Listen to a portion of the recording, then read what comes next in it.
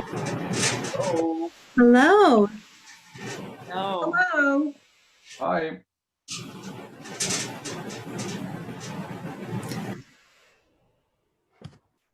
Good to see everyone. Trevor, have we ever met? I'm Anya, Reverend Anya. Hi, my name's Trevor. Oh wait, hold on. Is my my microphone's not plugged in, but I'm with Montclair Beyond Policing. So nice to meet you. Awesome. Glad to meet you, Trevor. Let me actually plug that in. Good to see you.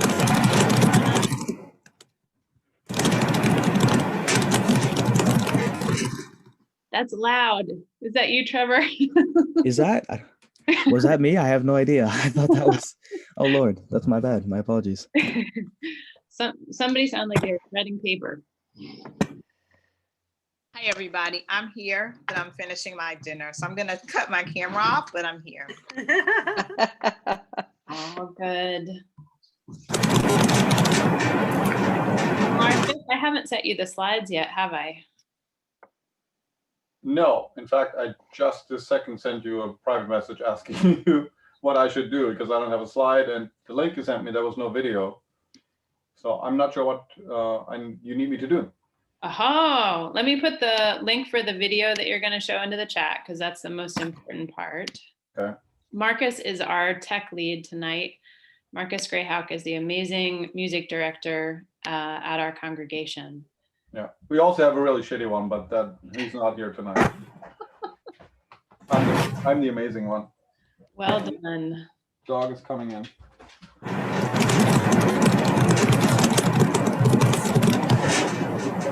What is that?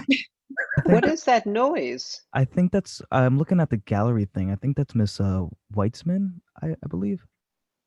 No, she's muted. She's muted. Yeah. Yeah, she does. It when I was looking, the sound was like the green box was around her. So I don't know. Oh. Ariane, are you blowing on your microphone? I don't know. Does it sound okay now? Yeah, but I think that's right. I think it is coming from you. It might be the vent blowing above me. Actually, I'm gonna go turn off the heat. That might be blowing on the microphone. Yeah, I'll be right back. All right, so Marcus, I just sent you that video. I know you're going to be working on that. I'll send you the slides in a bit. And as we're getting started, I want to invite everybody who's presenting to change your name and let me know if you don't know how to do that. Change it so it has an exclamation point first. That way, when Marcus or I are looking to spotlight you, we can find you. So an exclamation point and no space, and then your name.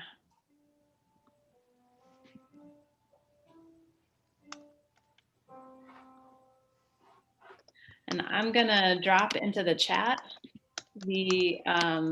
our agenda for the evening. And it's possible that some of you don't have access to this. So I'll be checking my email to see if you request access, I'll grant you that access. You should probably make me a co-host if I'm doing things like screen sharing and spotlighting people. Absolutely.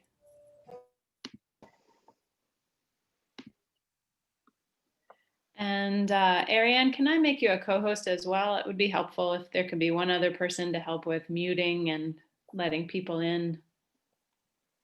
Yeah, I will do that.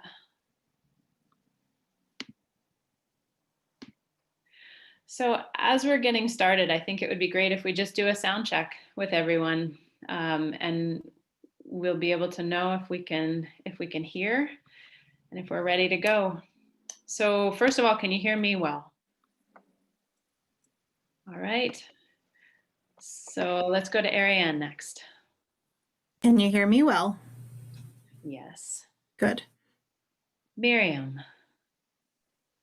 Hello, everyone. Can you hear me okay? Yes. Great. And actually, you know what makes sense? If while we're doing this, we could also share a little bit about the part that we're sharing tonight. So I'm Reverend Anya, and I'm doing the welcome with Jason Williams. and I'll be playing the role of MC as needed to keep us rolling. And I'll also be helping with the action items at the end.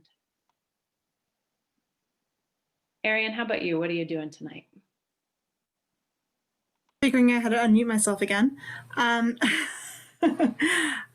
am talking a little bit about the idea of privileging people over property. And I believe that I am inviting people to put their names in the chat and the name of the breakout group that they would like to attend. And I will be one of the facilitators of one of the breakout rooms.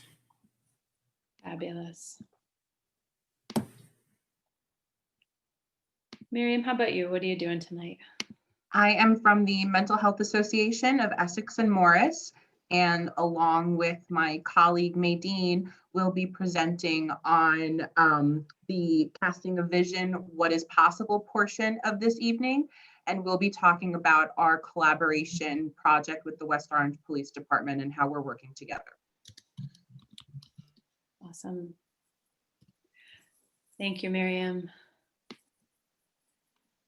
Is it Maydeen? It is. Maydeen with an MS in Mary, and I'm with the Mental Health Association of Essex and Morris. Welcome, and your sound is good. Jessica, how about you? Hi, I'm Jessica Brader, and I'm inviting people to breakout groups. And I'm assuming, Anya, that you want me just to read the questions and then maybe pop them in the chat. Great question. Popping them in the chat is perfect. I've also got a slide for that. Trevor, how about you? I am with Montclair Beyond Policing. I'm going to be presenting a flow chart on what to do to not call the police, and also be presenting alternatives to policing in the event that there's a crisis or general community disturbance. Fabulous. And Trevor, your piece, I think I will be introducing that in the middle of the call to action. Part of the call to action is calling people to not call the police. Got it.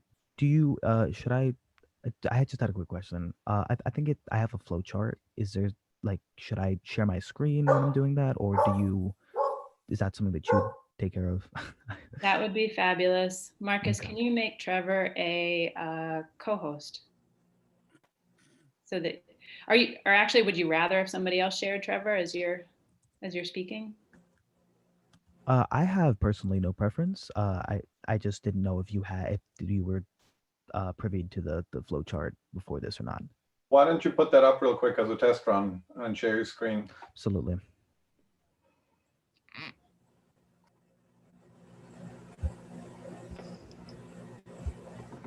Sorry, give me a minute.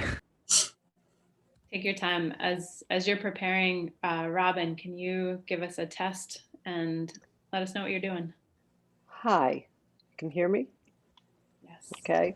Under Casting a Vision, I'll be presenting on restorative justice in education. Awesome. Wonderful. And Leslie, how about you? Hi, I will be presenting the use of force report and facilitating one of the breakout rooms. Fabulous. Thank you. And your sound is great. Okay, great. Jason, how about you? Hello, let me make sure I'm unmuted. Okay, hello. So participating in the introduction and in a breakout group on the pipeline. Hello, everyone. Thanks, Jason. Fabulous. And Jason and anybody else who has joined us and has not yet done this, add at the beginning of your name an exclamation point. That'll make it easier for us to find you when it's time to spotlight you. Got it. And my friend in the beautiful pink sweater. I don't see your name popping up, that's why. I think that's me. I am Gail Shepard. Hello, it's so good to be here with you. I will be presenting along with Robin Alvarado on restorative justice in education. Thank you so much for having me. Thank you so much, Gail. Glad to have you here. Michelle, how about you?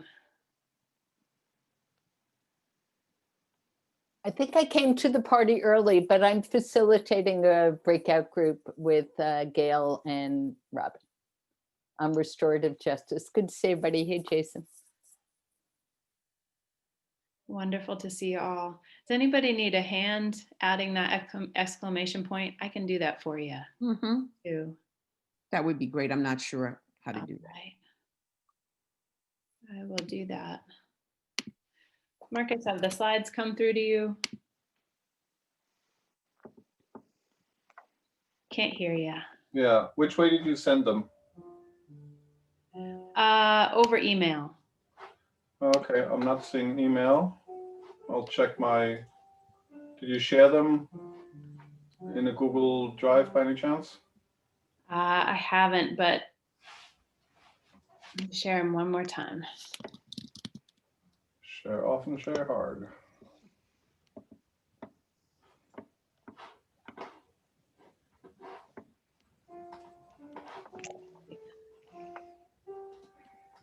They should be there, or they should get there soon. Okay, so now I got them. And you sent me a PDF, and let me take a look at that. No, that's the video. Oh, there it is.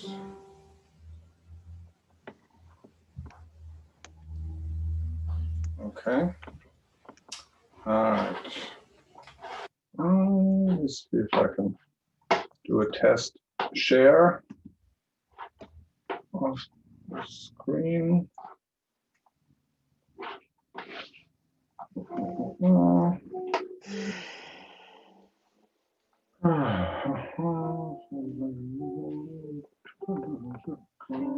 not that. This works. So two.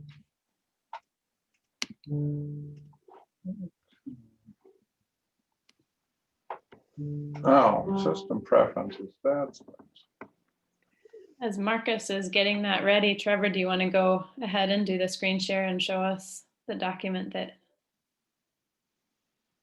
Yeah, I'm sorry. Didn't have a problem yesterday, but for whatever reason, this is giving me a problem today. So if you guys just give like 2 minutes, sorry about that. Sure, take your time. Thank you so much for. Every time Zoom does an update.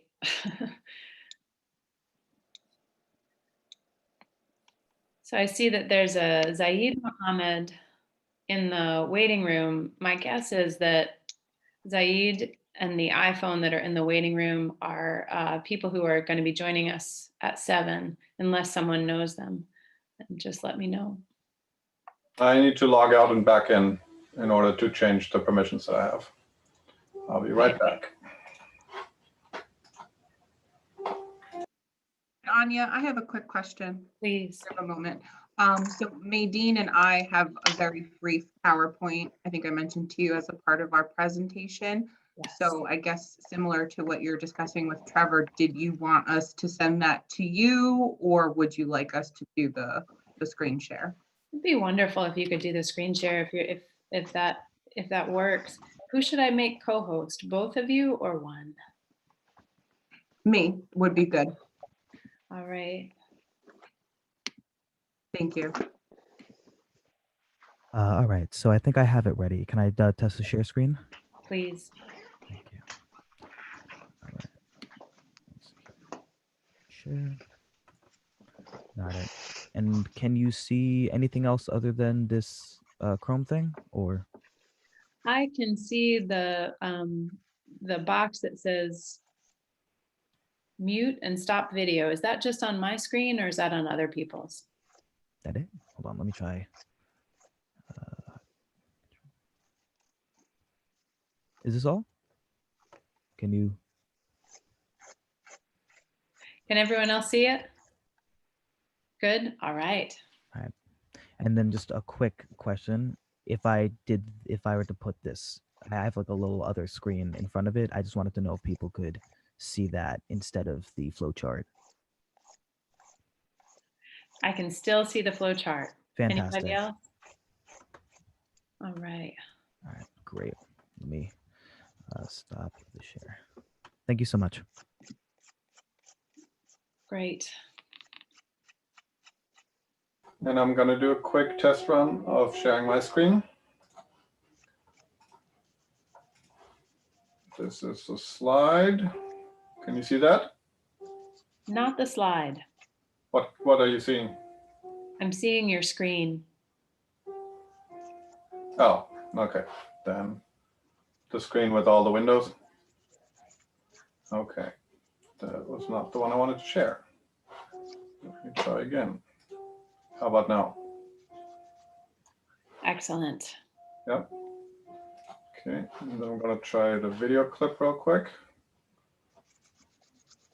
Just the beginning. Share screen, desktop 2. And Police violence in America is a complex issue with a deep and troubling past. A young black male today is 20. Were you able to see and hear that? Yes. Yes. Great. Good. Excellent. So did anyone not get access to the agenda that needed it?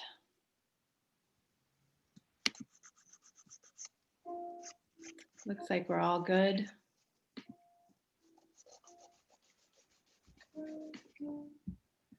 All right, so I'm just going to quickly walk through the agenda just as a way to prepare.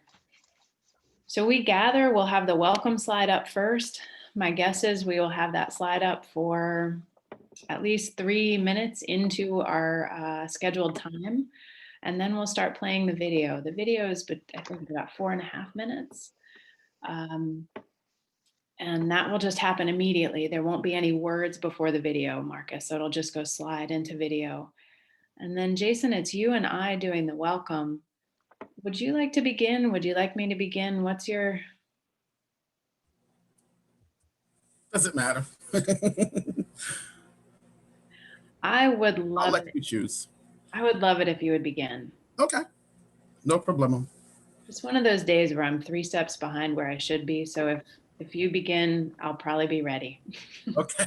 No problem. All right. So Jason and I share, and one of the things that I will add to my sharing is an invitation for everyone to put their name in the chat and the name of the organization that they represent. It's just a way for us all to check in and say we're here. We have one testimony from Marcus. Quick question. So at that time, do you want all of us also to share our names in the chat and who we represent? Great. Yes, that would be helpful.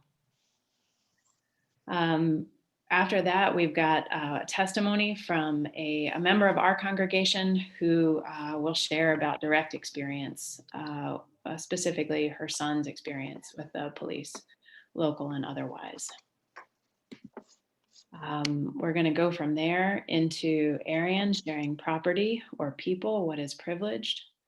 And that's when Arian is going to also invite us to all choose which breakout room we want. And once that starts to begin, I will start pulling together the breakout rooms and putting people in the rooms where they are called to. I'm hoping that I can get that done while the next few things are shared. We'll see. It always takes longer than I think it should. Okay, and then we go after Ariane, we have the presentation on the use of force report from Reverend Leslie Houseworth Fields. And Leslie, I added an invitation into, it might be good to remind people at the end of your sharing to put their names in the chat with the group that they wish to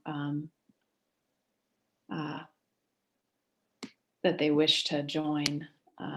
Just because I know it'll take a couple of reminders. All right, and then after that, after Leslie, we have the beginning of casting a vision, what is possible.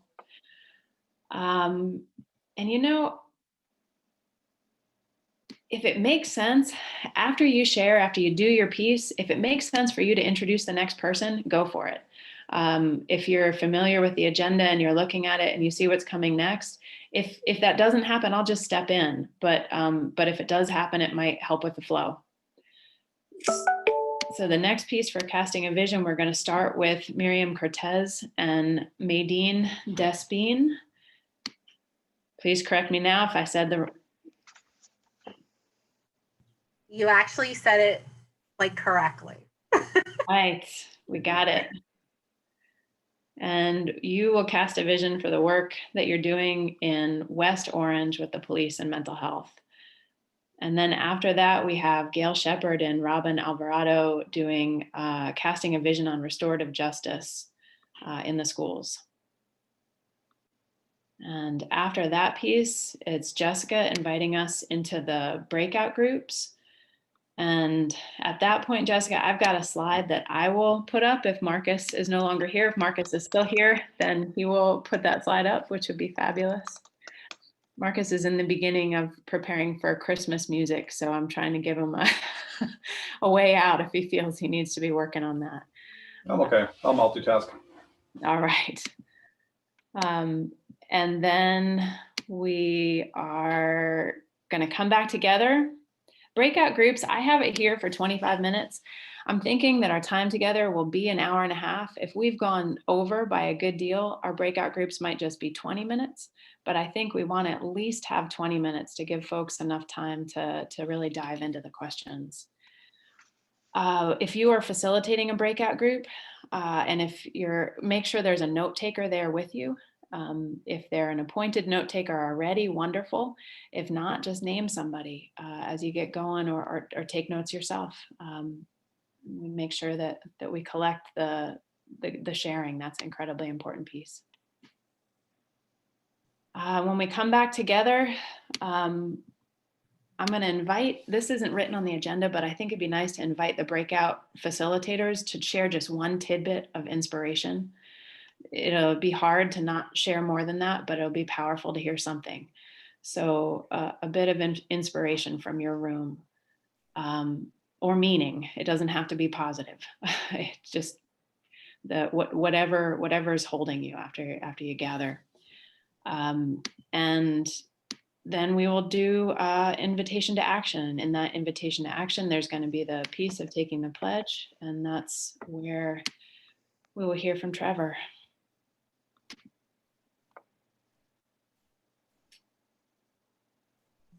Any questions? Any concerns? Anything to add? I have a question. Please. Can you tell me a little bit about your organization and your group? And I'm new to this. I'm sure Miriam is too. So we were invited to be here. So I'd like to know a little bit about your background and like what this group is and how you came together, what the makeup is, and things of that nature. Absolutely. And I will do more of this in the welcome, but you absolutely deserve more than that before we begin. So this group is called the Prophetic Assembly on Policing, and it is Essex County. And we began in Montclair and have moved to Essex. We are a group that is affiliated with the work of Salvation and Social Justice. And that affiliation is that Salvation and Social Justice is doing this work statewide, and they wanted to support groups that were willing to do this work within counties. And so what is the work?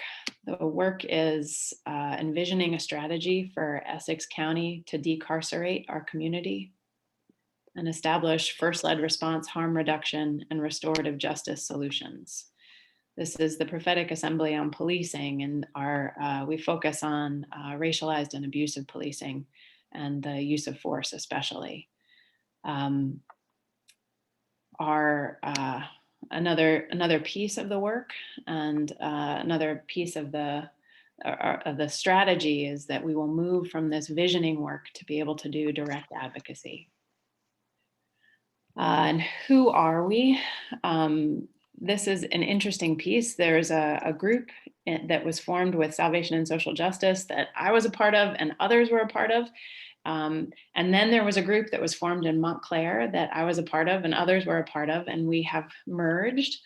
And this is a group of clergy and advocates and leaders and youth and just people who really want to decarcerate our communities and focus on Black and Brown lives rather than focusing on punitive justice.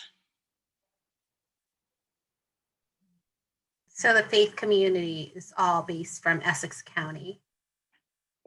In this particular piece, and Salvation and Social Justice is a statewide organization that derives most of its support from faith community. That's awesome. And welcome, Johanna. Hey, everybody. Thanks for having me. Does anyone know if Mary Beth Charters or Charts is someone that is a part of our leadership? No? Just, okay.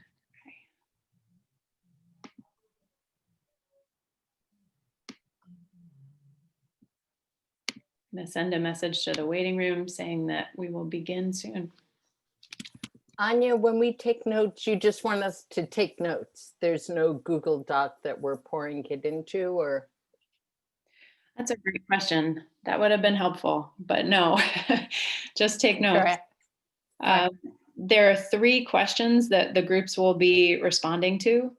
And just if you can keep the notes in those sections where that makes sense, it'll be easy to file them later. Can you give us those questions now? So they are in the agenda. Okay. But let me throw them in the chat now. Yeah, they're under invitation to join breakout groups.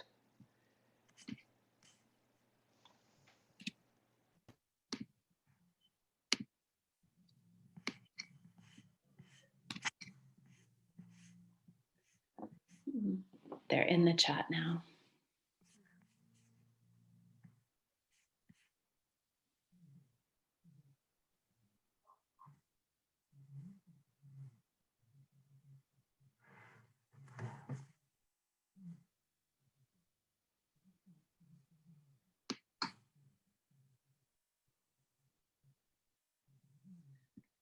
Just one more note before we begin.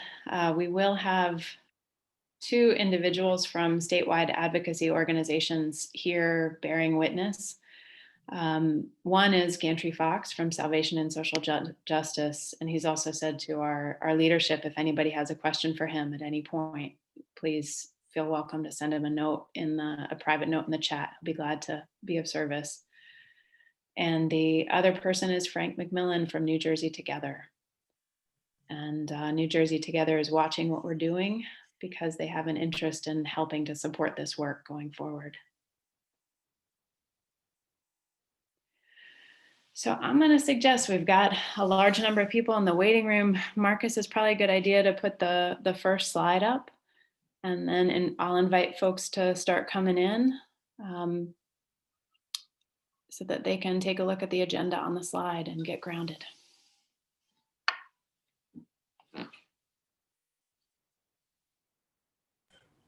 Is it up? Do you see it? Yes.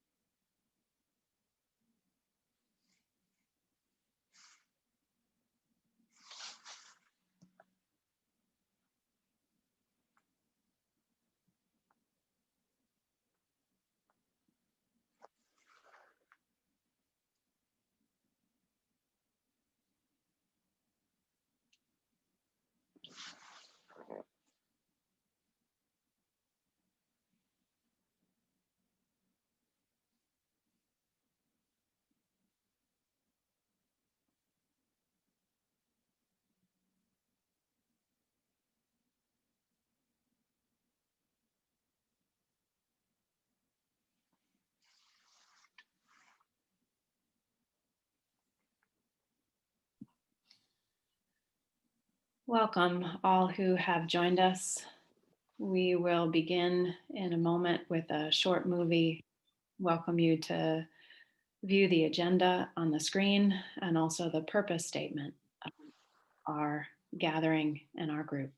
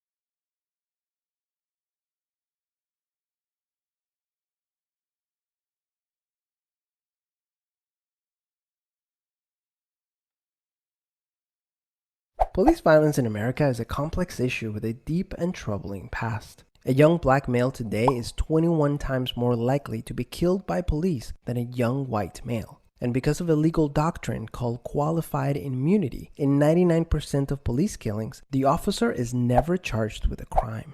To understand this problem better, we need to take a closer look at how we got here. First, we all need to understand that historically speaking, the black community has never really had a reason to trust in the police. Let's visit colonial America in the early 1700s. As the number of enslaved people grew in the South, many slave owners realized that they were vastly outnumbered. Fearing a revolt, they needed a way to prevent an overthrow or mass escapes. This fear led to the creation of slave patrols. Slave patrols were essentially unofficial groups of armed white men tasked with policing enslaved people and preventing them from rebelling or escaping. These slave patrols had the power to beat and whip people who were non-compliant with zero accountability or oversight. As the use of slavery spread over the next 100 years, so did the use of slave patrols. Now we arrive at the Civil War. The Confederacy loses and slavery is no longer legal. With slave patrols officially dismantled, former militias and organizations like the KKK stepped in to fill the void. After all, someone needed to police the large number of black people who were previously enslaved. As states adopted segregation and Jim Crow laws, these old slave patrol structures morphed into official police organizations now in charge of policing the Black community. Over the following century, we see many examples of police either participating in violence towards Black Americans or turning a blind eye to it. From the end of the Civil War until about 1950, there were over 4,000 public lynchings of Black Americans in almost every state in the country, and police departments would often ignore these public executions. In 1921, there was the Black Wall Street Massacre in Tulsa, Oklahoma, where an angry mob killed as many as 300 Black business owners and burned down entire blocks of Black-owned businesses. In the 1940s and 50s, there was a Black neighborhood in Birmingham, Alabama that was bombed so frequently by white supremacists that people nicknamed it Dynamite Hill. Events like these and many others helped to promote the idea in the Black community that the police did not exist to protect them. When we fast forward through the civil rights movement of the 1960s, the war on crime that racially targeted minorities through the 70s, 80s, and 90s, and the current militarization of police departments that seem to have zero accountability or oversight, Black communities still see no reason to trust in these police structures. From 2015 to today, Black Americans have been killed by police at more than twice the rate of white Americans. According to Pew Research, 84% of Black Americans feel they're not treated fairly by the police. Likewise, only 56% of police officers say that their relationships with the Black communities they serve is good or excellent. That's compared to 91% for white communities. So what can you do? First, we must acknowledge that there are many police officers and police departments trying their best to tackle these systemic problems from within. These voices should be encouraged, supported, and amplified. And police unions that block reform should be called out. Second, we must support efforts to reallocate police funds into programs that address the underlying causes of social instability. New York City, for example, spends more on policing than homeless services, health services, and youth and community development combined. Like Chris Rock says, some jobs can't have bad apples. American Airlines can't say, most of our pilots like to land. We just have a few bad apples that like to crash into mountains. Investing in community support, higher accountability, a higher barrier of entry for police officers, and a genuine effort to finally purge police departments of the remnants of white supremacy will all go a long way to restoring the public's trust in the police. Peace.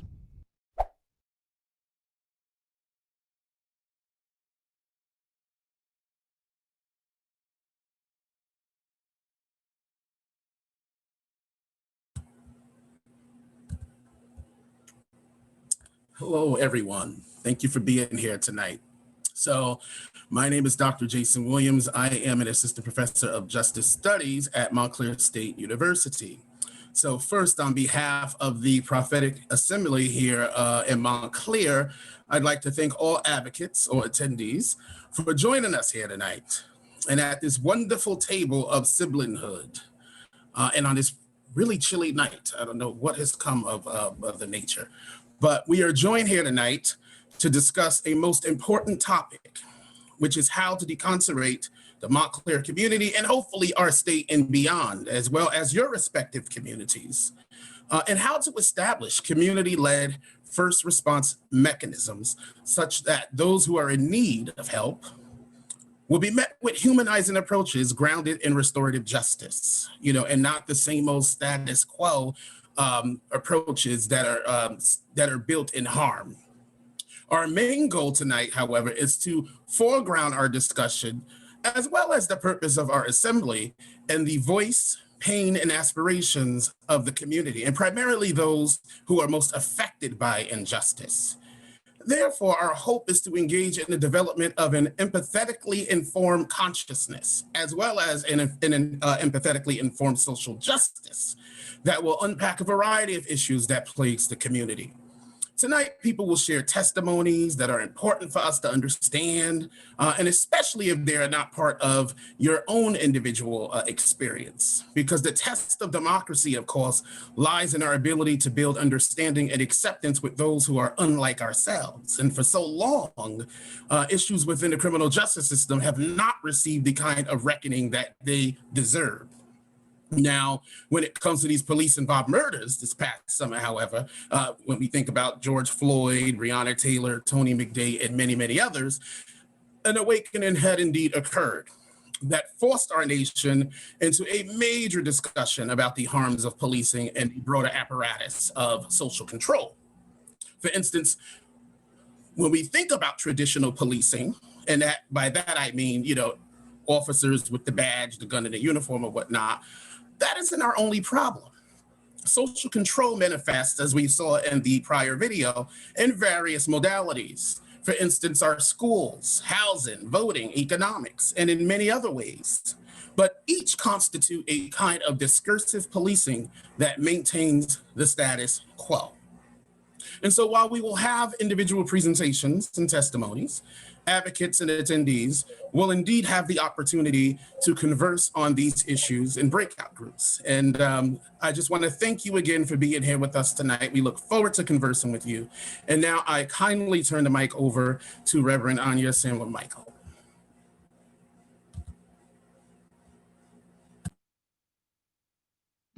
Thank you so much, Dr. Jason Williams. An honor to be here with you tonight and with all of these advocates. When I say advocates, I say anyone who cares for the people, anyone who's willing to do the work to serve the people. We are advocates. So I am Reverend Anya Sandler Michael, and I serve the Unitarian Universalist congregation at Montclair. I've also been a part of the Prophetic Assembly on Policing in Montclair and now in Essex County. And this is a gathering of advocates. Our purpose, the purpose of the Prophetic Assembly on Policing, is to envision a strategy for Essex County to decarcerate our community, establishing community-led first response, harm reduction, and restorative justice solutions. And tonight, as we engage in the work that Jason has called us to, one of the most important things that rises to my heart and mind is that I want to see a world where we are making a difference, where we are changing, where we are creating spaces that don't currently exist. And I want to tell you about the world that I saw very recently. So this summer in Montclair, when many of us were marching in the wake of the murder of George Floyd, there was a Black Lives Matter protest that moved through our town of Montclair, and we paused in front of the police station. There were many marches. This is just one. We paused in front of the police station. And I heard behind me a bit of a commotion. And I turned around, and what I saw was a young Black man on the ground, surrounded by police officers. And let me tell you what I felt. What I felt was terror for that young man. Because the world that we live in is one where a scene like that evokes the experience of terror. Now, terror for me is one thing. Terror for that young Black man and every other young Black man in our society is something else. It is much more compounded and great and awful. What was happening there was the young man was dehydrated and had fallen over, and the police were there to help. But we live in a world where that is not the expectation. And there's a reason for that. There's truth in the fact that the police were there to help, but there's also truth in our experience that when we see that, we see terror. And so what we're here to do tonight is to imagine a world where that is not the case, where we have solutions that don't create that terror, where we change our world.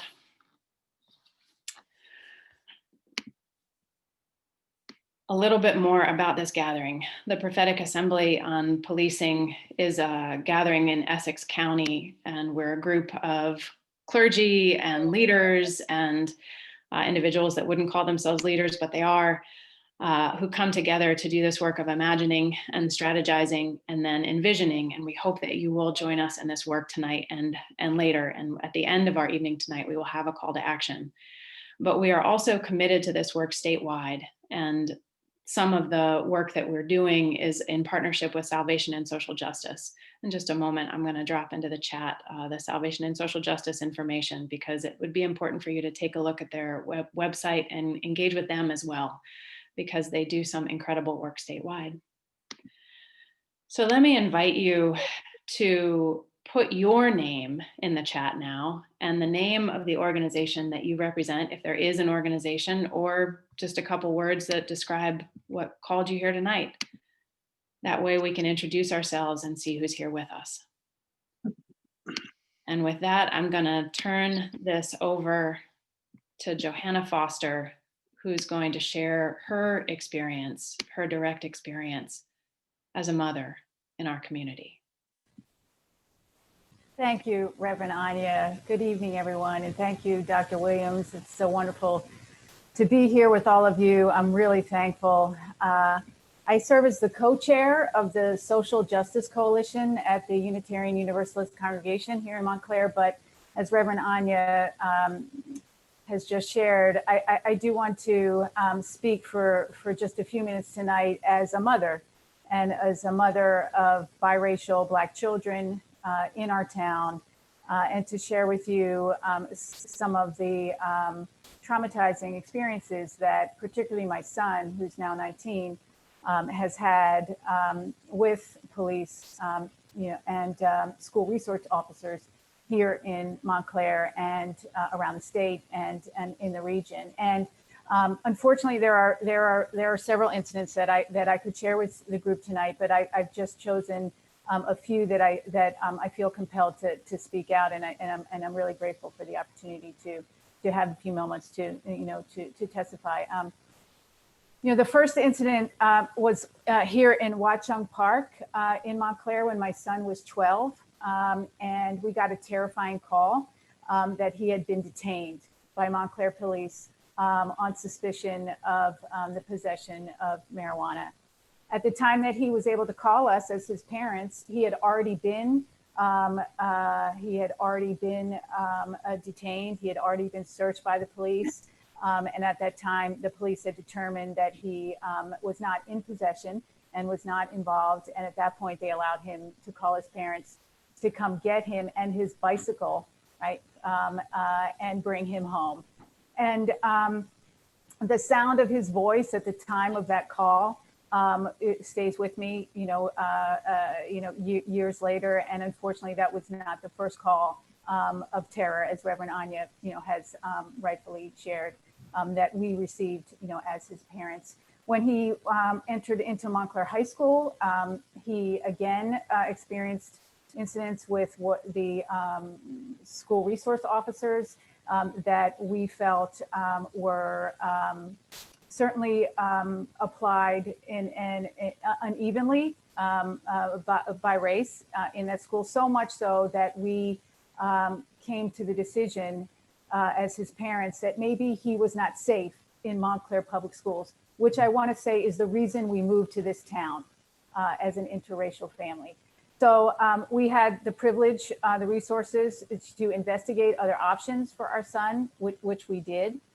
But that did not prevent him from continually to be profiled by police. So in the town where he was able to continue school, he was walking home from school one day with a white friend. He was pursued and his friend by police. They drew tasers on the boys. At this point, he's 14. They drew tasers on the boys. They had suspected the boys of robbing the local Kmart. The Kmart had videotape of the suspect, who was white. The kids parted ways, right, in the incident with the police. My son was pulled into a patrol car, again, with, I may say, with tasers drawn on my son. He was questioned without his parents present. He was released, right? And it was only because he called us, again, in a terrifying call at age 14, that he again had been detained without his parents present, with no evidence that he had done anything wrong. And he had to, return, right, to school and to his life, in this case, without his parents physically present, because we had moved him out of Montclair so that he would not be at risk for those incidents again. And just, again, the absolute, terror for us as parents. I want to speak, for my son, its experience here. He's not with you to share, how he has coped. But I can certainly tell you that as a mother, right, as a parent, these incidents have not ended. That was not the last. That's not the last, but that's the last I'll share with you in the time that thankfully I have tonight.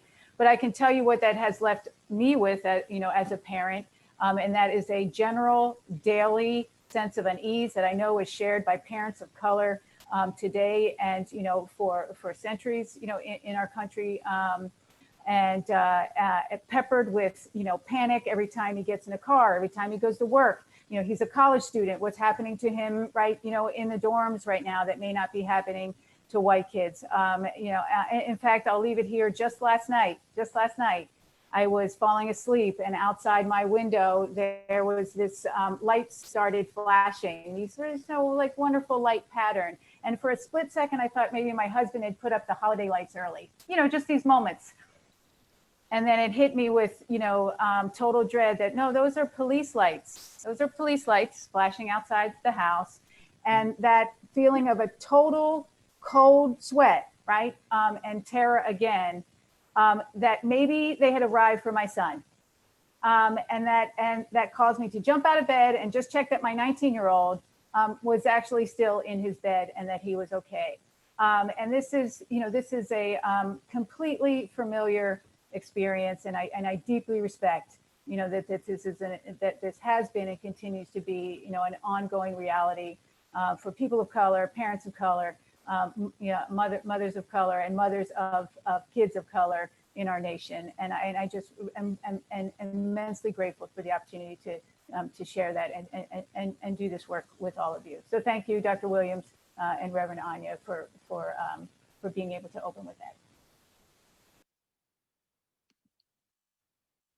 Thank you so much, Johanna. I'm going to turn this over to Rabbi Ariane Weitzman.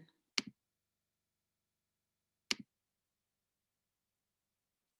want to invite us to sit for a moment with what Johanna shared.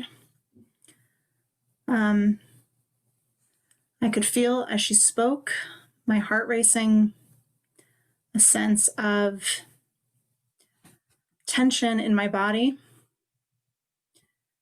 And just want to sit with that for a second.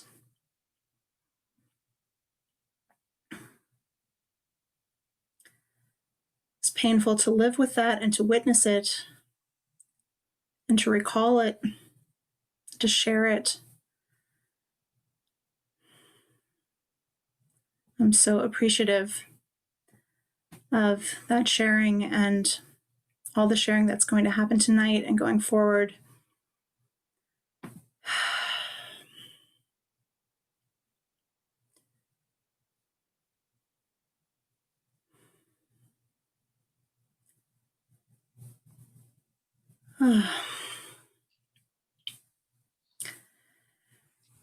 In a little bit, we will be, after hearing from several more people, we will be invited to join breakout rooms. And in our breakout rooms, we will be both identifying the harm that is out there, as well as visioning and brainstorming what our world could look like.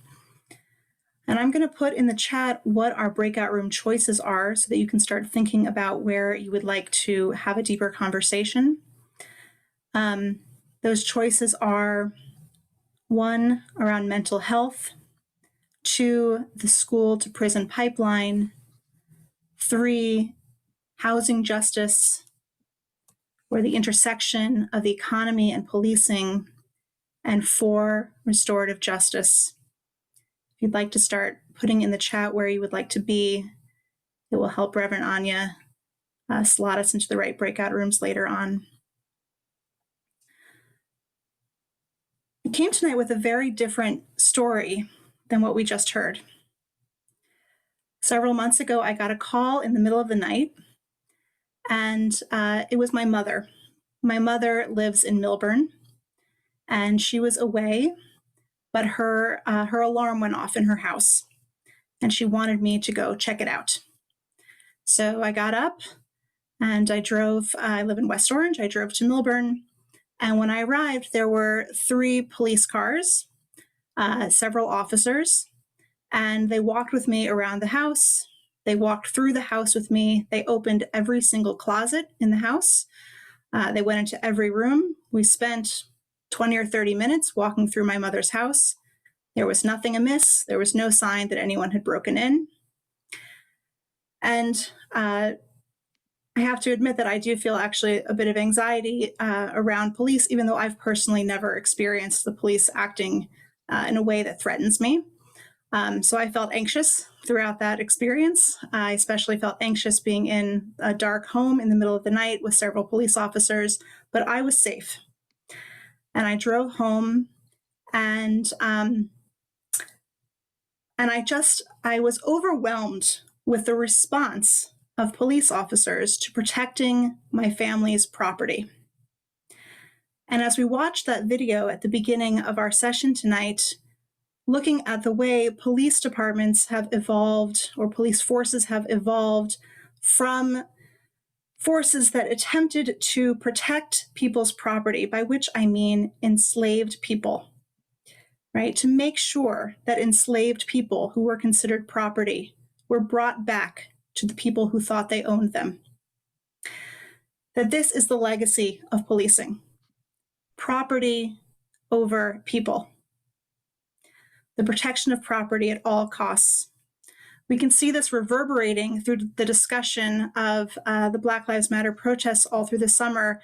The way that we heard about looting over and over and over again, it took up the same amount of mental space, if not more, than the discussion, or the same amount of media space, and this, as the discussion about actual lives, right? That looting was the more frightening thing going on than the fact that people's lives were at risk from their own police departments.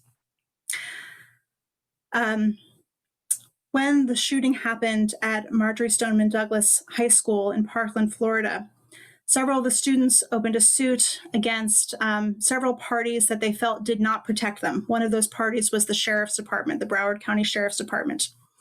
And a federal judge looked at their suit and said, in fact, the Sheriff's Department had no obligation, and government agencies in general have no obligation to protect citizens who are not in custody. And of course, high school students are not in custody.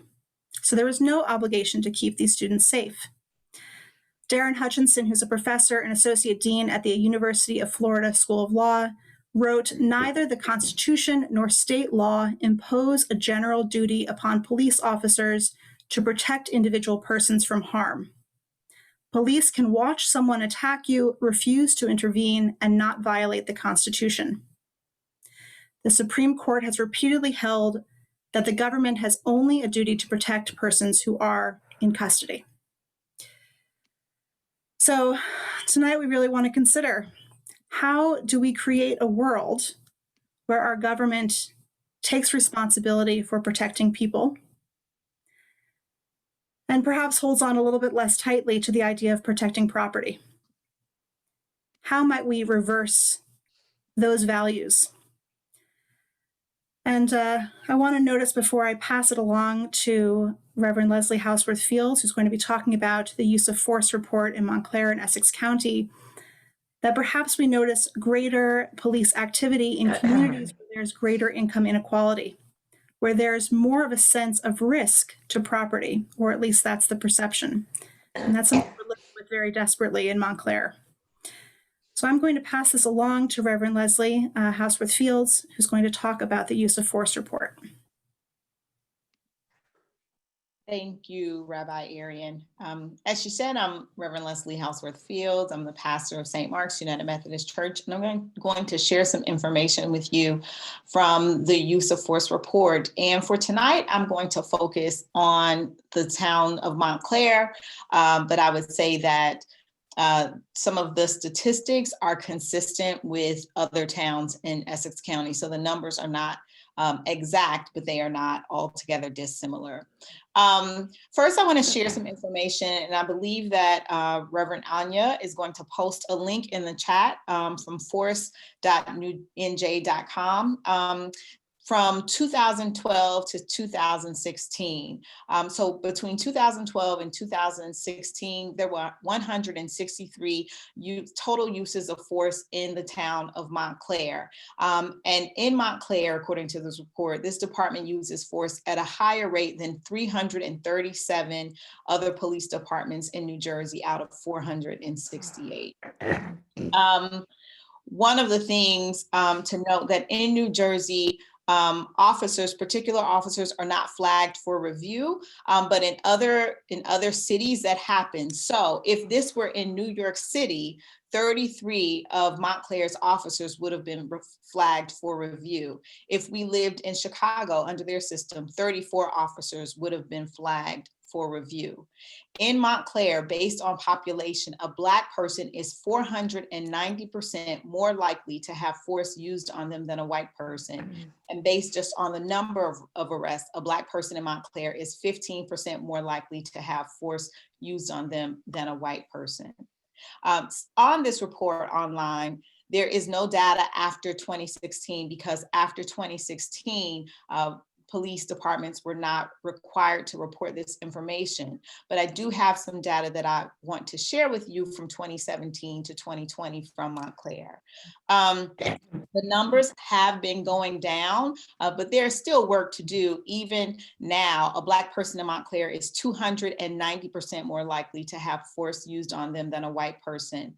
72% of use of force incidents involved a Black person, even though Black people comprise only 27% of the population of Montclair. And one thing that's particularly interesting to note, even for our conversation tonight, is that 30% of use of force incidents involved someone undergoing a medical or a mental health crisis. So 30% of people who need help were met with force. And of those incidents, 78% of those were used on a Black person. So we still have a tremendous amount of work to do so that all of our citizens and all of our residents are treated equitably and can feel safe. As we prepare for the next session, I again just want to remind you, if you haven't done so yet, to please list in the box which group you'd like to attend. The first group is mental health. The second is the school to prison pipeline. The third is the intersection of the economy and policing. And the fourth is restorative justice. And at this time, I invite our next presenters, Miriam Cortez and Maydeen Despien from the Mental Health Network of Essex, who are going to help us cast a vision and see what is possible in our community.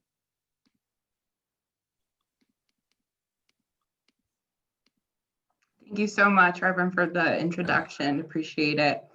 Good evening, everyone. My name is Miriam Cortez, and I am from the Mental Health Association of Essex and Morris. And I am here tonight with my colleague, Maydeen Despien Uda. And we are here tonight to talk a little bit about the work that we have been doing locally in the community within Essex County with the West Orange Police Department. So we've just prepared a brief little PowerPoint to kind of help us get our talking points across. I'm going to go ahead and try and share my screen and hope that that works out, as I am not very tech savvy. So let's see here. Can everyone see that? Yes. Yes. Okay. Beautiful. All right. So, okay. So as I mentioned, Maydeen and I have been very fortunate to be working with the West Orange Police Department. In light of the social climate and everything that has happened this year, West Orange reached out to our organization in an effort to be proactive in order to have a conversation about how we can partner together and work as community members together with regarding mental health and law enforcement in order to increase the success rate for appropriate dispositions and interactions when responding to non-criminal response calls in the community. So we were able to develop this opportunity with them that began on September 1st. of this year, and it's a 6-month pilot program that we've been doing and working on. So we created a few project objectives in working with the police department. Essentially, we want to expand their training and their ability to receive mental health training so that they would be able to respond appropriately when receiving those calls.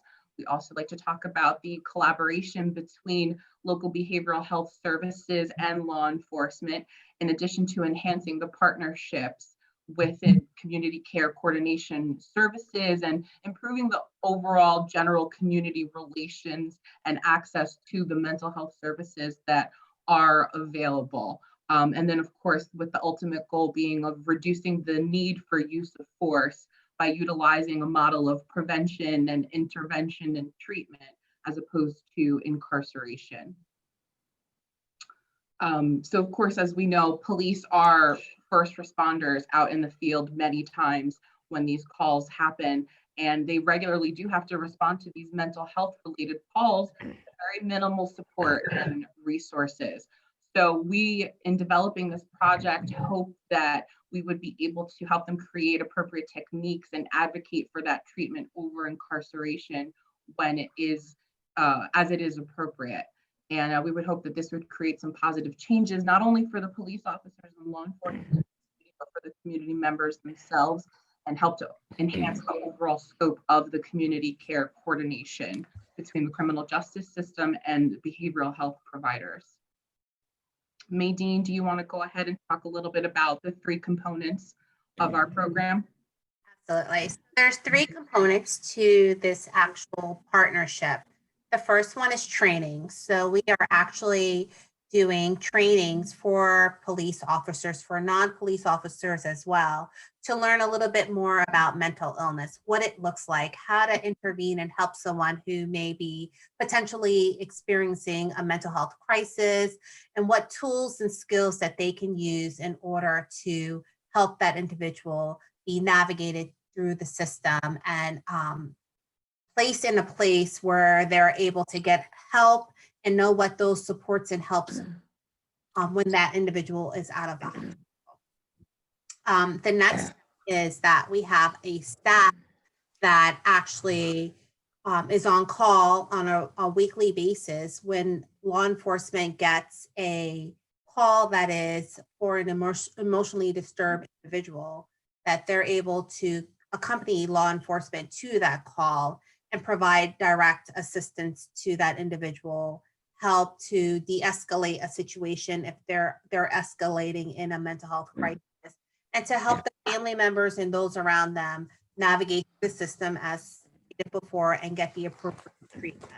So we have a staff that works one-on-one with the police officers to go to those calls, as well as to help them with what services are available to get them the appropriate help. And then the third piece is that Miriam and I go on a regular basis and review the police body cams and offer suggestion, recommendations, and assistance to law enforcement on how they can help an individual who may be in a mental health crisis, what's available, what they could have done differently, what they did correctly to help that individual who may be experiencing that behavior or is struggling with their mental health crisis at that moment. And that's pretty much it.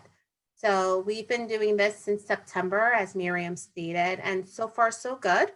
I have to say, West Orange Police Department, they're an accredited police department, so they've been on the higher end of doing things proactively, and have welcomed us into helping them be more of an effective department, as well as helping the community and letting them know that they're there to help them as well. So we've been working with them one-on-one and offering suggestions and advice, and they've been welcoming us in wholeheartedly and really leaning on us for support and guidance in helping the community and minimizing the calls of mental health issues, allowing them not to escalate into a an abuse or a combative situation, but more of a mental health need and navigating individuals into the proper resources where they need to go. Yes, so as Maydeen and I mentioned, it is a pilot program that we developed, a 6-month program. We've had great success with Vestar, and we're thrilled that they reached out to us. We, a couple of weeks back, had a call with the Montclair Police Department and are slowly introducing a co-responding piece with Montclair as well, which is very exciting.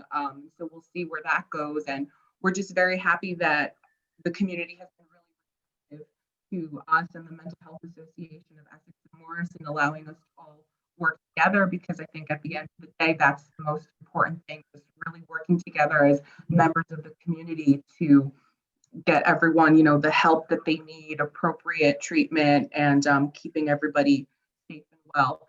So thank you very much for having us here today. We really appreciate, and we look forward to the breakout room discussions later.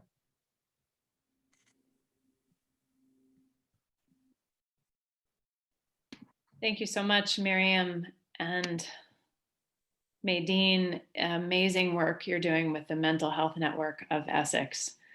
And we turn now to another vision being cast by Gail Shepard and Robin Alvarado from Restorative Justice, here doing work in Essex County. We will find you and spotlight you.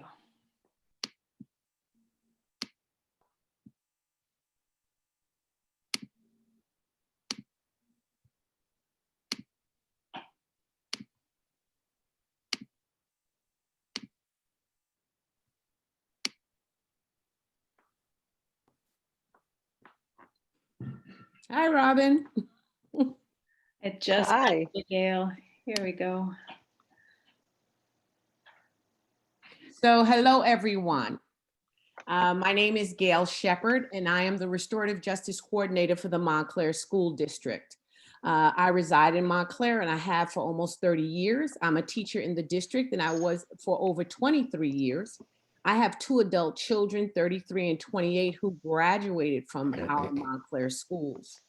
I introduced restorative justice to the Montclair School District a little bit more than 2 years ago. After 15 years as a special education teacher and 6 years as the Montclair Education Association Union President, I knew that we absolutely had to do discipline differently in our district. And I started doing research on restorative justice, and I had the opportunity in working with the union to do some traveling, to do some extensive study on restorative justice.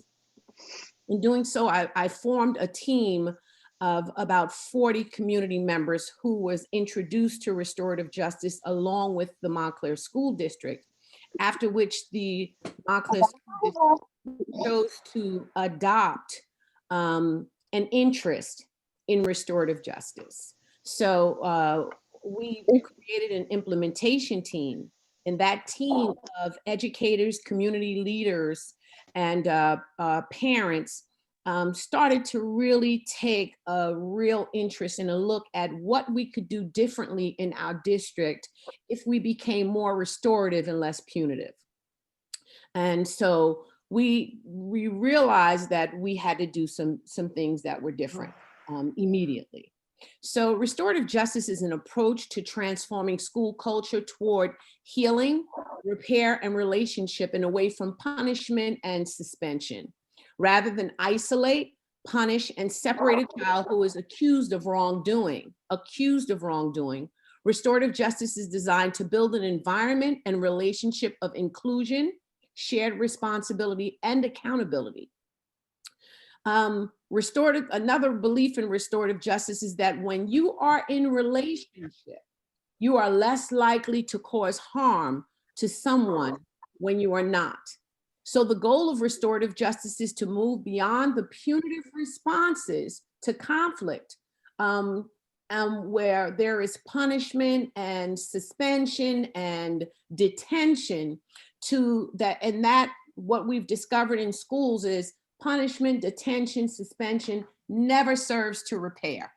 that never repairs. All it does is isolate and humiliate. So we wanted to make sure that we were moving from a lack of repair to relationships that are more restorative, where there is an authentic concern for not only the person who has been harmed, but the person who has caused harm. So we know that restorative justice began with indigenous tribes several years ago, where the belief is that if we come together as a community, anything we choose to do as a community, when we have the right heart and the right mind, if we choose to do it as a community, and we're no longer determined to be punitive and to punish, but to see each individual as such, and not as someone that you have to fear, not someone who you are afraid of, not someone that you doubt simply because of the color of their skin, but you say, I want to know better. I want to be more culturally competent. I want to better understand what makes every single student in a school district function, and I want to pull out the best in them. And I don't want to focus on the things that causes students difficulty. When we started looking at that, and when we started examining that, we begin to realize that restorative justice begins to open the doors for a mind renewal. And in order for restorative justice or anything else to work in our country and in our culture, if our minds are not renewed, if we don't begin to see things differently, and things is a pretty broad word for this conversation, then there is no transformation.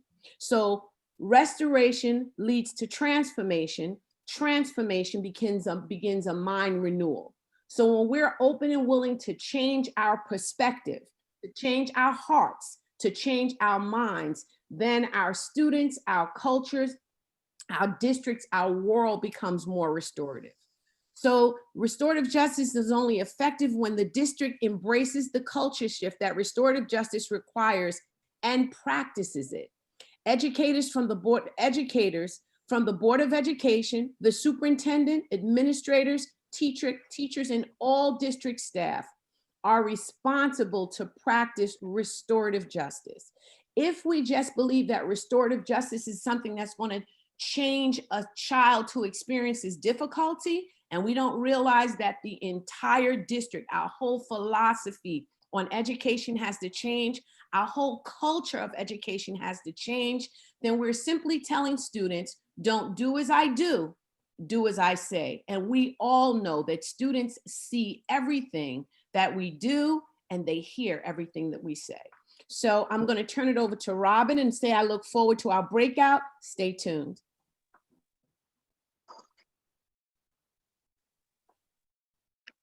Sorry about that.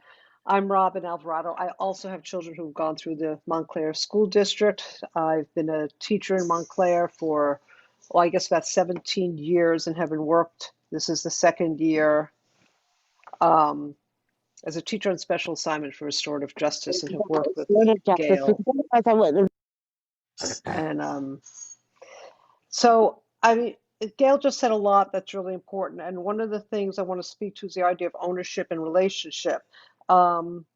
We're trying to build that in the education system in general, in peace, and just teaching kids how to have relationships from elementary school through the high school. And that conflict is also a relationship. It's a part of a relationship that you need to work out. It's not necessary to have a fight, be suspended, that there are alternatives. But one of the reasons I'm here tonight, and I was very pleased that Reverend Anya invited us, is because we need the community. We need to be involved way beyond just the school district, way beyond the PTA. We need to be involved with the community, with the congregations, with mental health organizations, because it is an umbrella. And unless we have all of those things working with restorative justice, no matter what we do in the school system, as soon as our children leave, we are saying, bye, you're on your own. And that is the last thing we want to do. And from here, I think we have Jessica Breda is going to invite us to the breakout groups. Yes, hello. Thank you so much for that. So powerful to hear about the work that you're doing. My name's Jessica Brader. I'm a member of B'nai Keshet, and I'm an assistant professor at Montclair State. And it's my pleasure to invite you to join the breakout rooms. Let me just review for you, if you haven't put in the chat yet, what room you'd like to go in. Your options are room 1, mental health, 2, school to prison pipeline, 3, intersection of the economy and policing, and 4, restorative justice. I also want to share with you some questions to guide your discussion. I'll put those in the chat. So please consider, I think you'll have about 20 or 25 minutes. What is broken and how is it broken? If not the police, then what? Who, what takes the place of the police and in what way? And 3, what is the strength, vision, strategy, programs, training that your organization or others could bring?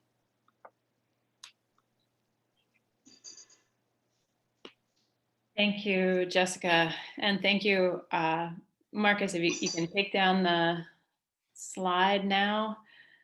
And I'm gonna add myself to the spotlight. So we are gonna be in breakout rooms for about 25 minutes. I've assigned almost everyone. If you are not yet assigned, you're gonna end up in a room with me and then we'll decide where to put you. I'm about to open all the rooms. You should see something pop up on your screen or you will be directed there without you having to click on anything. The room should now be open.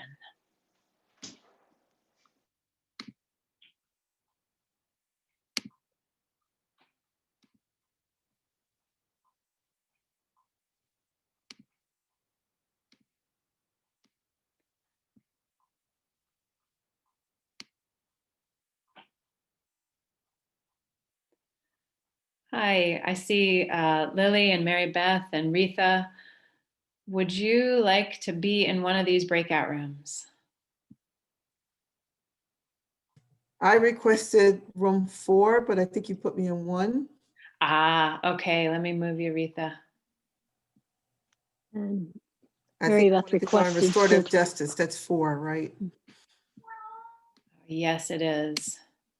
Thank you so much. And Mary Beth requested school to prison pipeline. All right, Mary Beth.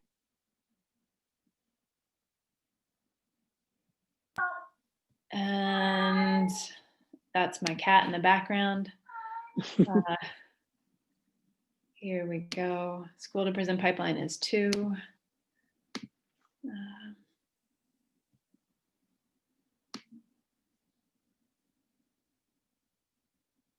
Here we go.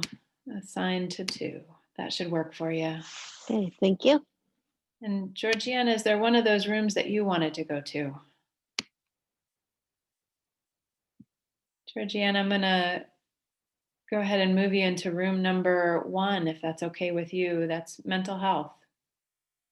And I know you'll know some folks there. And Lily, did you want to enter one of the breakout rooms?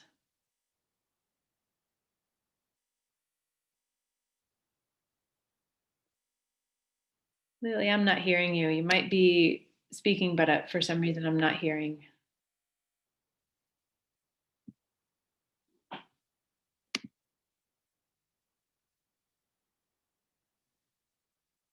Hi, Elliot. Welcome.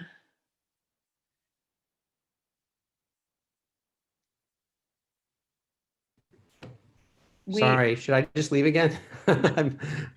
No, would you like to be in one of the breakout rooms? Sure, yeah. I had to step out for a little while, but I'm back.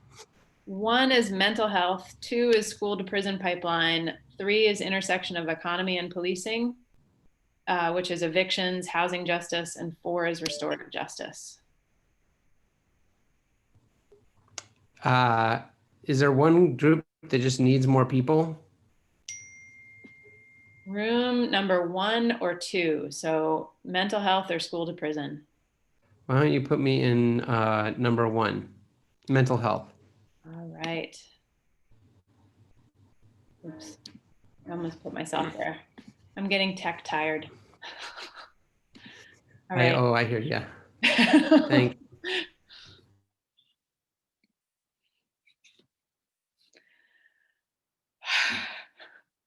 And now it's just us. I thought I'd have an hour at some point today to do things. I never did.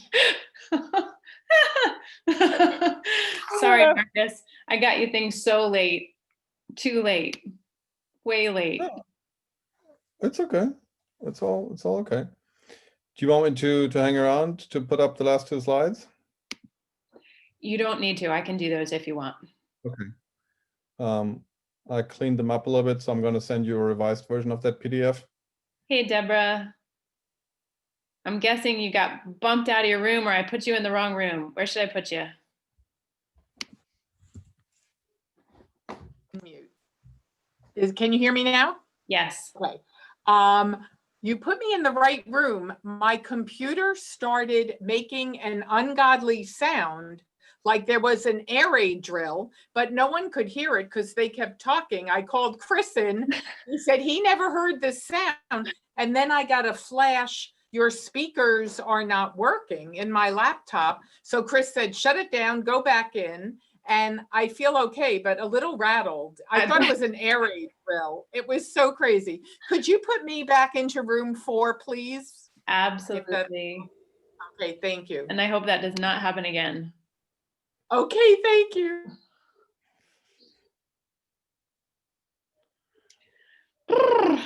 Yeah. All right. Good stuff, though. Good turnout and good content. It's a good turnout. It's good content. Now I got to find my slides again. Oh, there they are. I got Okay, so I cleaned up the slides a little bit, and there's a couple of misspells, so I just emailed you the cleaned up version. And then Awesome. And I will see you in an hour and a half for another meeting. Woohoo! Maybe I'll get the slides done before that one. I'll try. If not, it's fine. I just wanted to know that, so I wouldn't do the work in vain. No problem. I got plenty of other things I can do in the meantime. Okay. Thanks, Marcus. Thanks for everything. Okay, bye. Bye.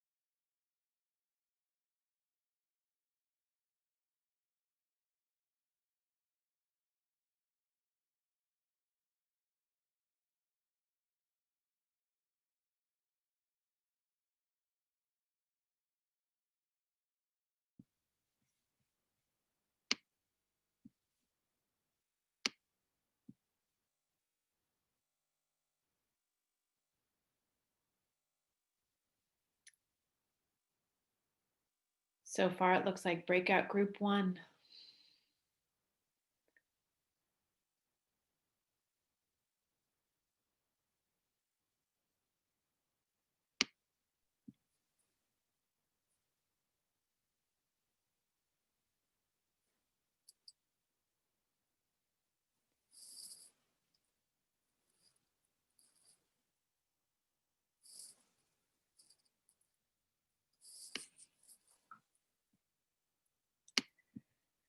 Oh, we had so much fun. We weren't ready. If other people are feeling like Jason, just know that the work continues. So I would like to invite those of you who are facilitators in the rooms to take a moment to do just a quick share of just one thought, one inspiration, one moment, one gem that you experienced in your room that you would like to share with the others. Jason, are you willing to go first? Yeah, we were, one comment that came up was sort of thinking about other ways of contextualizing the pipeline. You know, when we think about the pipeline, because I had a nice presentation up from the ACLU and some of their coalitional partners about what it entails and so forth, but contextualizing issues such as, you know, exceptionalism. So for instance, for those students of color who are placed in AP courses, but find themselves as being the only person in there, what might that experience be for them? How is that experience sometimes punitive for them? And how might that constitute a kind of individualized pipeline? You know, how could it be demotivating for them in some ways, you know, given the expectations that comes along with being, you know, the only student of color within that class, and the expectations both within the classroom and even outside the classroom. We spoke about SROs. Are they needed? But then also what might be the changing contours of SROs in this era of marijuana legalization and decriminalization. You know, given that we know that the vast majority of those who are affected by school resource officers, yes, given that the vast majority of those affected by this law are youth of color. So we spoke about a lot of things. We weren't ready. We were not ready, but lively discussion. Thank you, Dr. Williams. I'm just going to go ahead and add spotlights so some of our hosts can be here together on screen. Reverend Leslie, how about your group? So one of the things that we talked about, there seemed to be some positive feelings about the fact that we were talking about housing justice and the connection between housing justice and policing. We are aware that when the governor lifts the moratorium on evictions, we may have a wave of evictions happening in Montclair and Essex County in the state of New Jersey, but that we do not have to sit by idly and just let that happen. And particularly if we take action on the front end, then we can help people forestall, if not overturn, some of these evictions. And so we're, you know, just that reminder that we're not powerless in this moment, but that we can help educate people and really make a difference. Thank you so much. I'm going to go ahead and add the folks from the Restorative Justice group as well. Oops. I will fix this.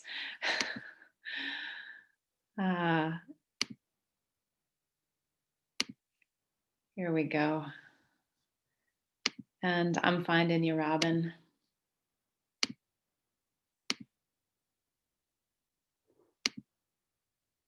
Here we go. So restorative justice, and then we'll move to mental health. Go ahead, Gail.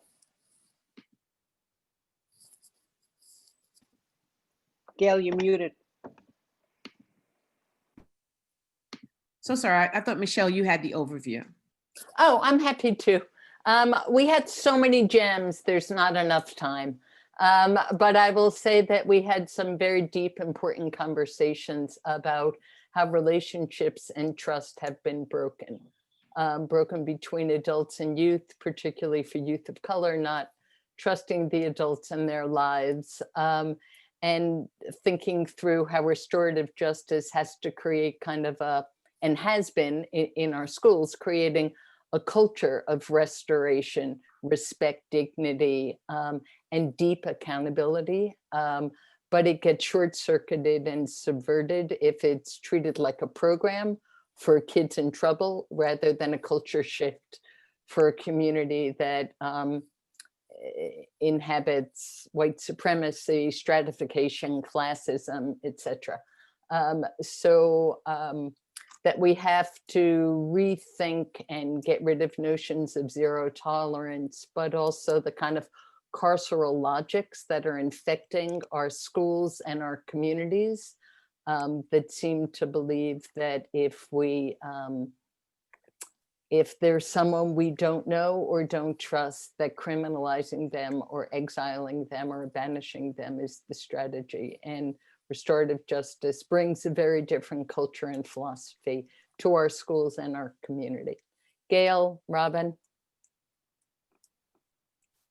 Amen. Amen. A woman. Yeah, amen.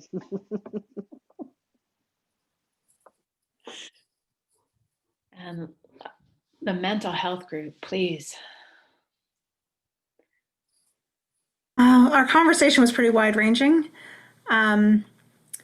But I think we noticed along the way that there are solutions at a lot of different levels, both at the community level. There was a noticing that there are really incredible differences in the level of trauma happening in different communities and what kinds of responses are appropriate considering that.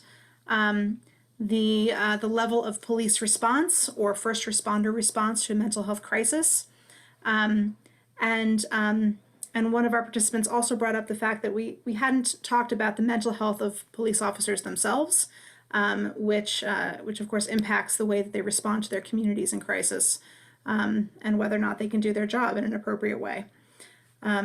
Miriam and Medine, if you want to add anything, I you too. You nailed it. That was perfect. Thank you. No, you did good, but I'm glad you did bring up the mental health of police officers, because now we're seeing a spike in suicide by police officers, and just the stress and the trauma that they see on a regular basis. And, you know, that gets often ignored, but they are going through a lot as well. So there's so many layers to this that needs to get dealt with and talked about, and work needs to be done. I don't even know where to begin, but this is a great start, having that conversation. I'm going to take a moment to celebrate all of the good work that was done in the groups. If you have a way of celebrating either this or hands waved or just thank you all. Thank you for giving of your energy and your time and your attention to this meaningful and necessary work. We do have a commitment to end by 8:30, and it looks like we're going to be about a few minutes late, but I promise what we have is some good stuff. We're about to do the call to action, so if you can stay with us, please stay with us. So first of all, if you are prepared, if you want to commit to this work, if this is work that you want to keep doing, if you had some inspiring moments in the work groups and you feel like you would like to be a part of this going forward, please stick with us. One way to do that is to send me an email, and my email is up on the screen, and I will make sure that you are included in our contacts. You will be included in our contacts because you are part of this meeting, and now I have your email, and so we will just be in touch going forward. But if you want to be involved in a big and major way, and I might not know about that, please reach out. Or if you are already involved in this work in some other organization and it would be meaningful to connect, we would love to, our Prophetic Assembly on Policing would love to be in touch. Next is an invitation to take the pledge. This is a pledge for yourself or for your organization not to call the police in the wake of a nonviolent offense. And to help us live into this, we're going to have a little bit of teaching from Montclair Beyond Policing. And Trevor and Lily are going to lead us in this work. All right, hello. Excuse me. My name is Trevor Hetrich. I'm with Montclair Beyond Policing. We are a grassroots abolitionist group in Montclair, New Jersey, working to make society a safer and more just place without the existence of police or carceral systems. So oftentimes when there is an inconvenience or something that could be viewed as a problem in our neighborhood, our first instinct is to reach for the phone and dial 911. But before doing so, we have to ask ourselves, excuse me, my apologies. We have to ask ourselves, are we sure that the police are necessary here? AmericanProgress.org reports that low priority or non-urgent calls make up 23 to 39% of all calls to the police, and these instances, quote, are better suited to civilian responders, unquote. And sometimes we don't know when to be a civilian responder. That's why, courtesy of DC Alternatives to Police, Montclair Beyond Policing has made a town-specific, Montclair-specific, don't call the cops flowchart to reference before dialing 911. We may discover that we are equipped to take care of the problem just fine.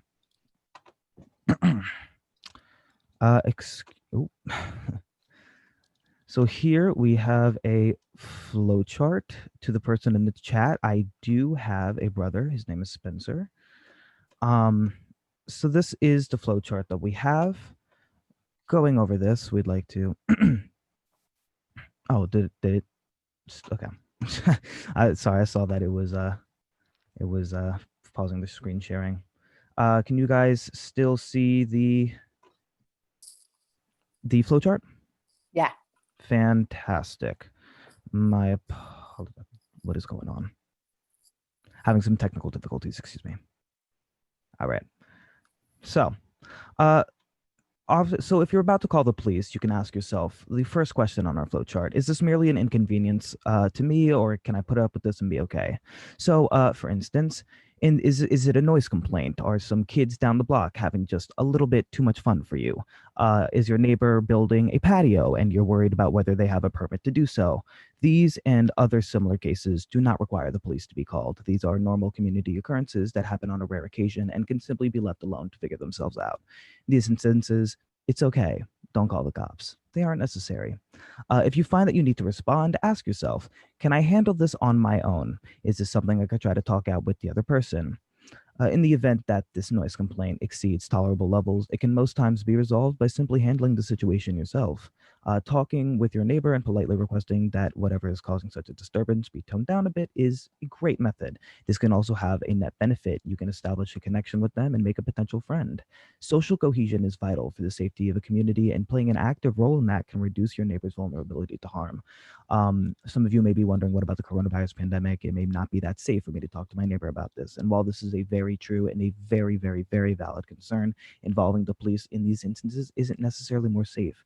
They're people too and are just as susceptible to the pandemic as the average person.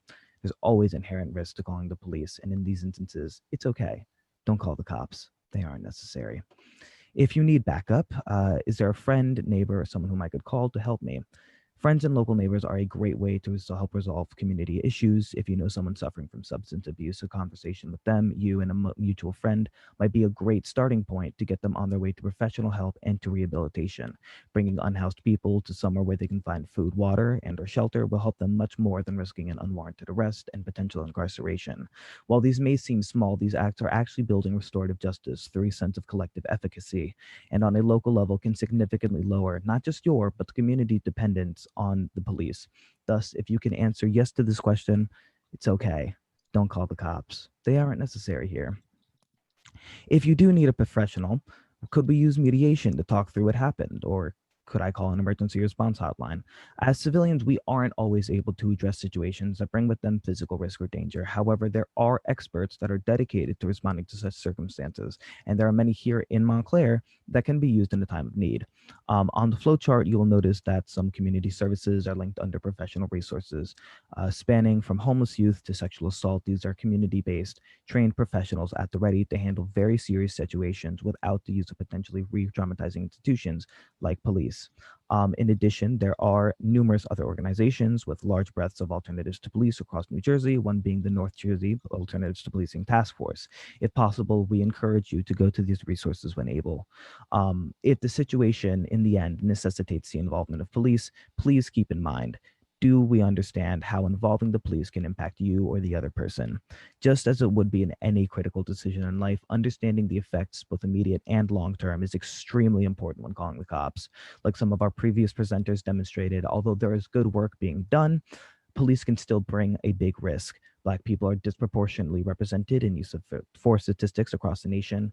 And this is the most sad, it is estimated that disabled persons make up a third to a half of all law enforcement murders. When you're reaching for that phone, please make sure that all other options have been considered.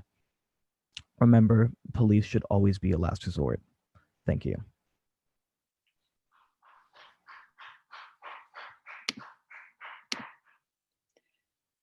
Thank you so much, Trevor.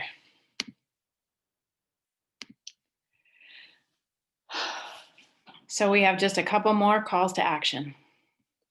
And I believe that the document that Trevor was just sharing is now in the chat. So please go ahead, click on that and download it. It is a deep and incredibly helpful document to share with your communities. And I'm going to do a quick screen share for the last two calls to action. This is when we reach out statewide.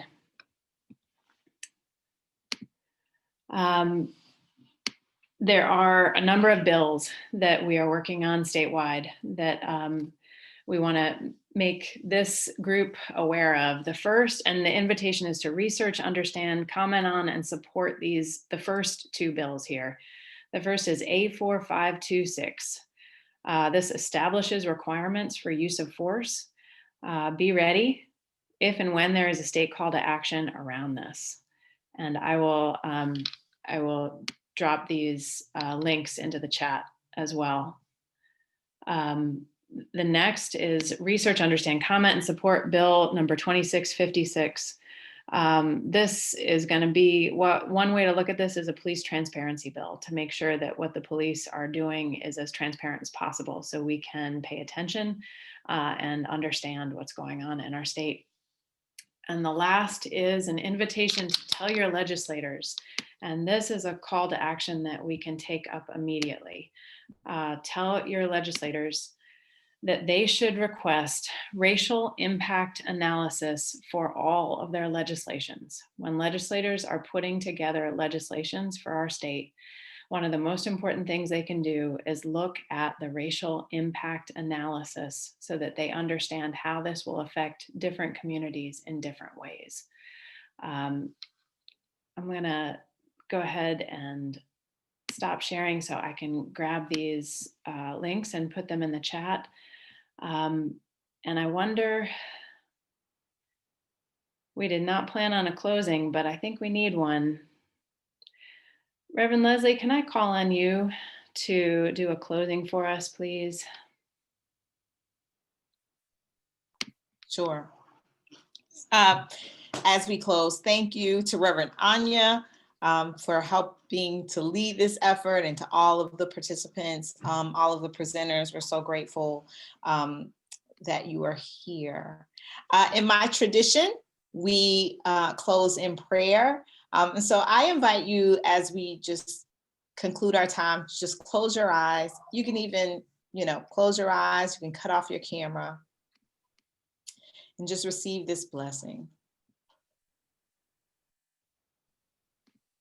Holy One, Creator of all that is good, we give you thanks for this time, for these people gathered, for the work that is being done. We pray that we would be strengthened and that we would have hope that we can create a better world. With gratitude, we offer this. Now go in peace.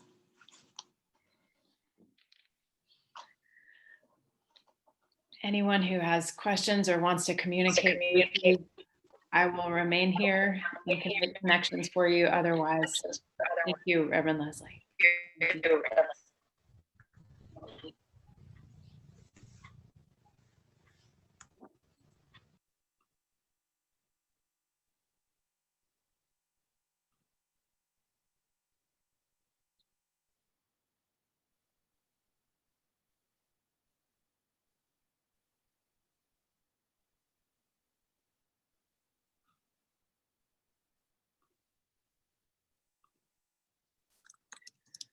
Great work, Trevor. I really appreciated the humor that you brought into that.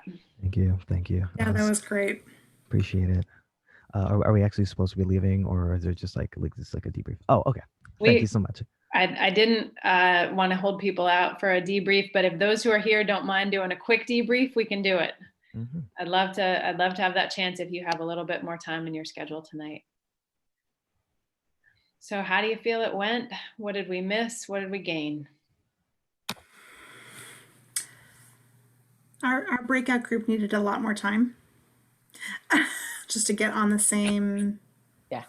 You know, there was a lot of time spent sharing trauma, and then there was a lot of sort of like technical questions.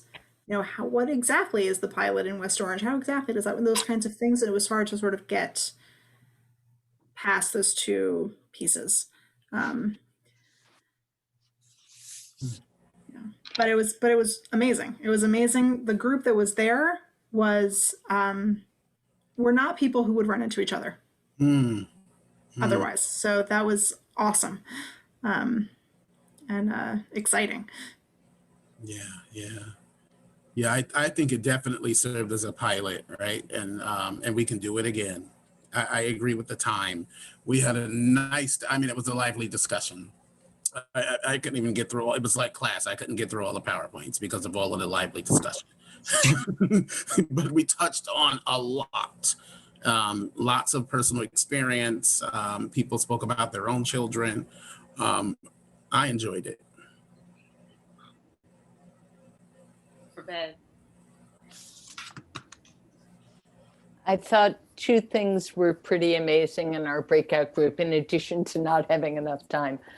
One was that like the tentacles of policing and schooling and housing and mental health, like that was made clear in a way that's real, and spirituality and community, and that's really important, rather than carving a box called policing, a box called education, a box called mental health, that these messy, fleshy connections were made obvious. I thought that was beautiful. I thought your opening and the closing was beautiful.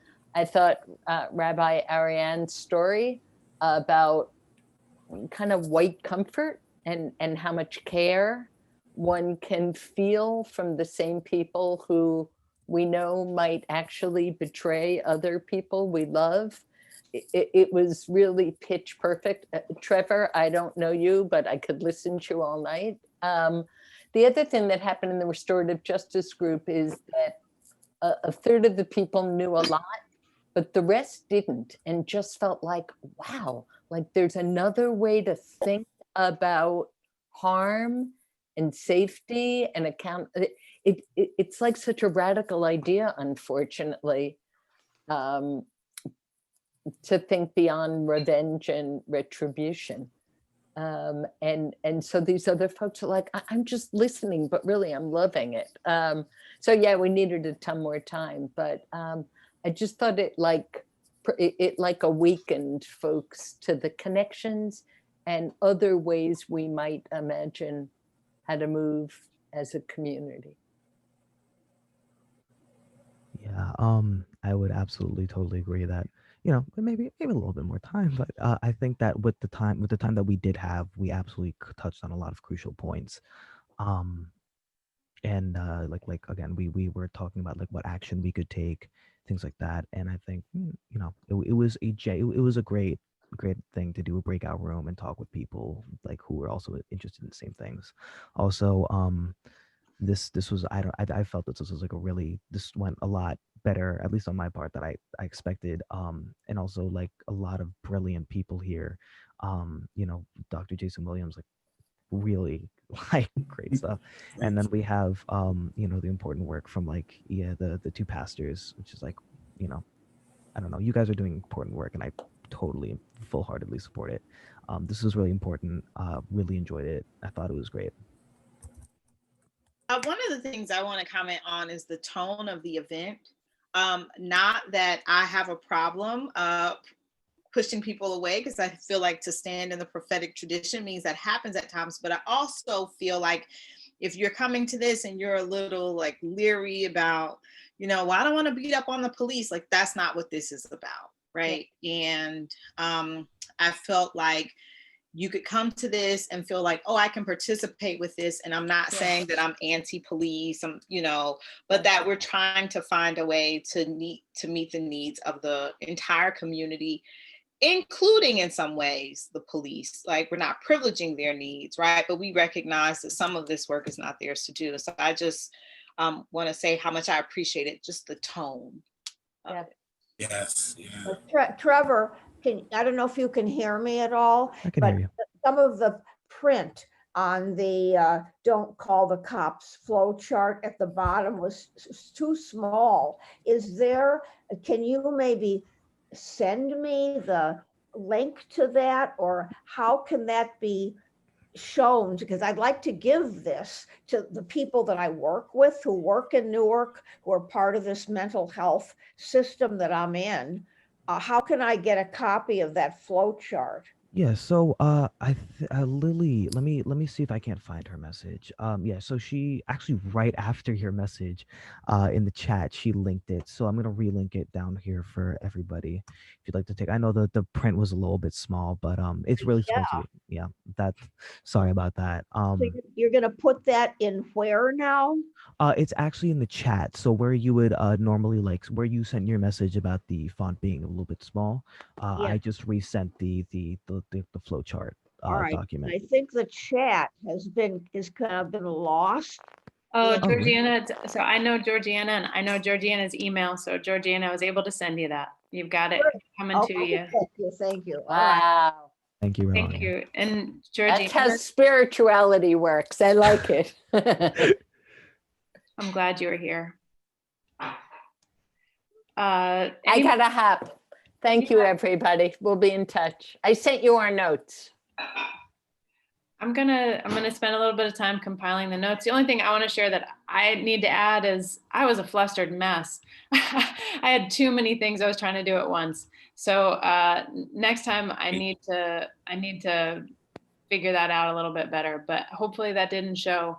It didn't show at all. Not at all. Not at all. But I think it would be smart for us next time to just task somebody with doing all the tech, because it's really hard to talk at all and do the tech. It's a tricky thing about Zoom. You did a great job. Yeah. There's no horrific job. You could not tell that you were flustered at all. I'm telling you. I'm glad to hear that. Can I record that? It was recording. I will take your positive affirmations with me. Yeah. So thank you all. Rest well. Have a good night. We did some great work. Thank you. So one question for you, Ivania. I don't know, like, I may join this UU congregation. I feel like this is a great church that I could absolutely get involved with. Do you have any tips on like getting a like presenting with a calmer tone? Because you have this really relaxing tone. I don't know if this is like intentional, but it was so relaxing. And I just wanted to know, like, if you had any tips for that, like.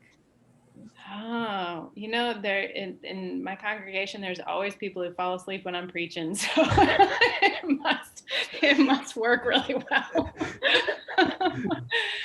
Thank you, Trevor. That's very kind. I could actually give you a psychological breakdown of why I developed that tone, but I'm glad that it works.